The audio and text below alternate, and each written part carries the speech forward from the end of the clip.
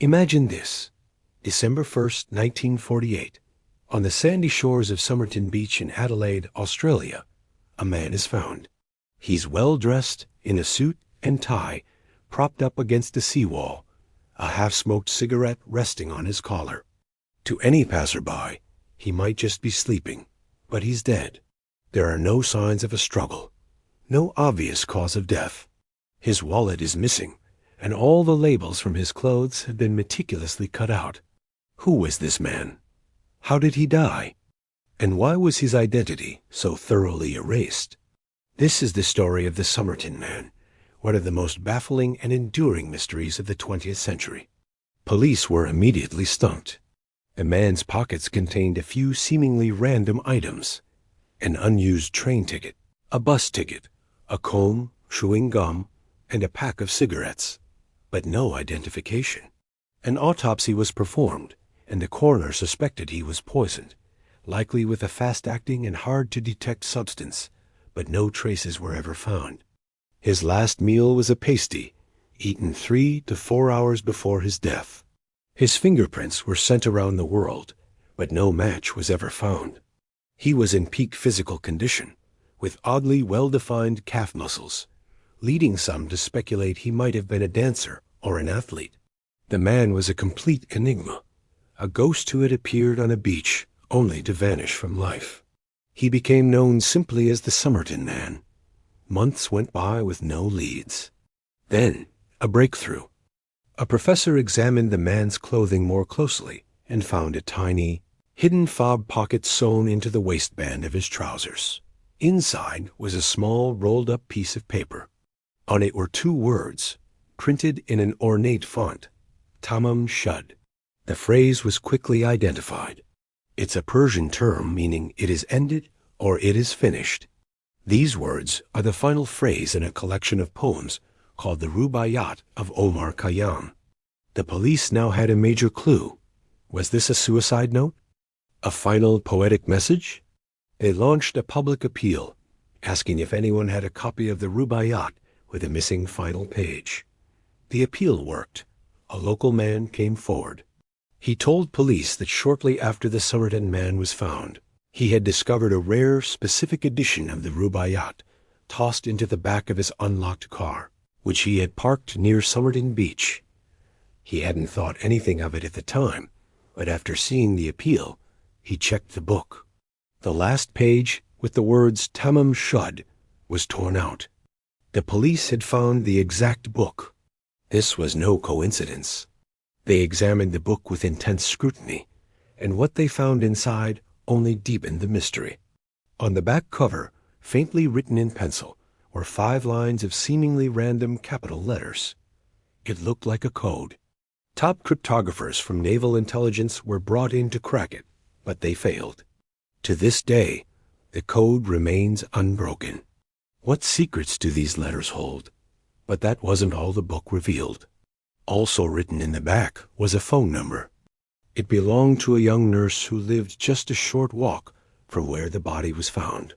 Her name was Jessica Thompson, though she was often referred to by the pseudonym Justin. When police questioned her, she was evasive and seemed distressed. They showed her a plaster cast of the Somerton Man's face and bust.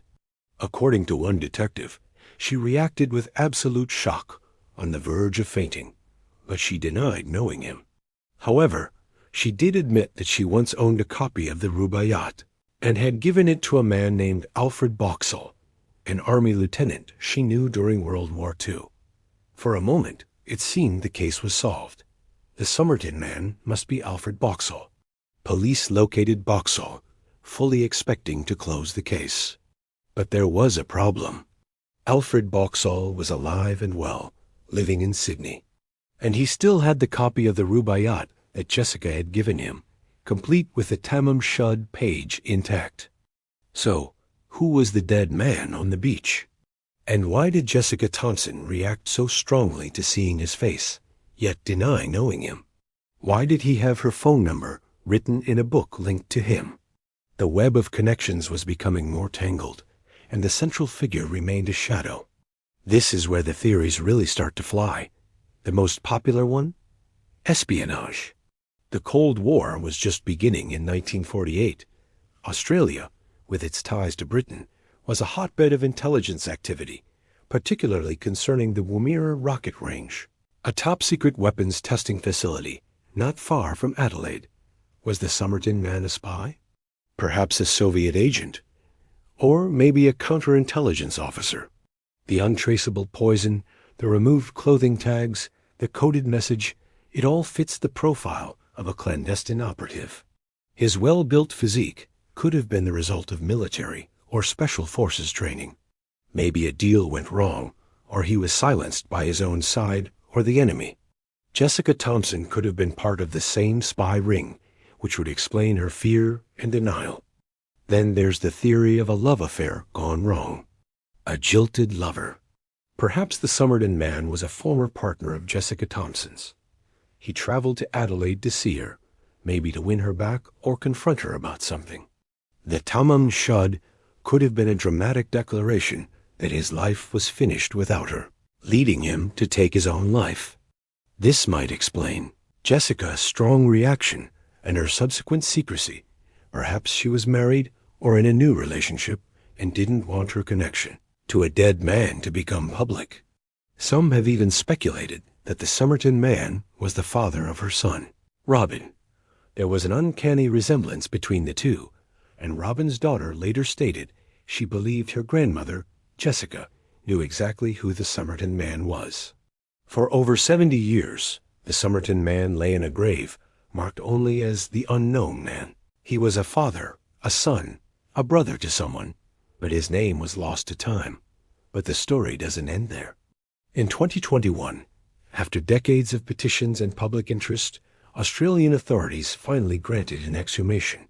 They hoped that modern DNA technology could finally give him back his name. A team led by Professor Derek Abbott, who had dedicated years to this case, began the painstaking work of extracting a viable DNA profile from the man's remains. And then, in July 2022, a stunning announcement. Professor Abbott, using advanced genetic genealogy, claimed to have solved it. He traced the man's DNA through a complex family tree and identified him as Carl Charles Webb, an electrical engineer and instrument maker born in 1905 in Melbourne. Webb had a wife he had separated from, and he had simply vanished. He liked to write poetry. The name fit. Carl Webb. After 73 years, the Unknown Man finally had a name. It seemed the mystery was over. But is it, really? While the identification is a monumental breakthrough, it opens up a whole new set of questions. If he was Carl Webb, an ordinary engineer, why all the secrecy? Why did he travel to Adelaide? Why were the tags cut from his clothes? And why the Tamám Shud clue? How did he die, and who was responsible? We now know who he was, but we still don't know what happened to him. The identification doesn't neatly fit the spy theory, nor does it fully explain the lover theory, though it doesn't rule them out either. Did he get mixed up in something far beyond his control? Or was it a deeply personal tragedy that he took to his grave? The case of the Somerton Man, Carl Webb, remains a powerful reminder that even when we find an answer, it can lead to even more questions. It's a story of code, poetry, possible espionage, and lost love, all centered on a man who laid down on a quiet beach and became an eternal enigma. We may have his name, but his story, his final chapter, is still waiting to be written. What do you think happened? Was he a spy, a poet, or a lover? Let me know your theories in the comments below. Thanks for watching, and if you enjoyed this dive into one of history's greatest mysteries, don't forget to like and subscribe for more.